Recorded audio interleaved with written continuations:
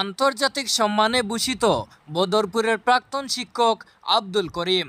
বদরপুরের বিশিষ্ট শিক্ষাবিদ ও সমাজসেবী আব্দুল করিম আন্তর্জাতিক মানবাধিকার কমিশন কর্তৃক আন্তর্জাতিক সম্মানে ভূষিত হয়েছেন।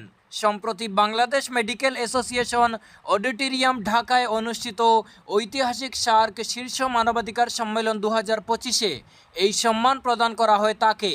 অনুষ্ঠানে ভারত, বাংলাদেশ, আফগানিস্তান, মালদ্বীপ, শ্রীলঙ্কা, ভুটান ও নেপালের প্রতিনিধিরা উপস্থিত ছিলেন। সম্মেলনের সভাপতিত্ব করেন আনন্দ মহল সরকার, আন্তর্জাতিক মানবাধিকার কমিশন ট্রাস্ট দক্ষিণ এশিয়া কার্যনির্বাহী কমিটির আন্তর্জাতিক চেয়ারম্যান।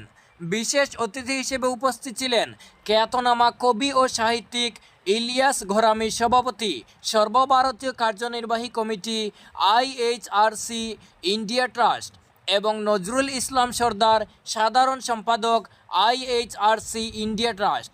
প্রাক্তন শিক্ষক আব্দুল করিম দীর্ঘদিন ধরে 92 নং দেওরাইল বক্তব্য স্কুলে সুনামের সঙ্গে শিক্ষকতা করেছেন।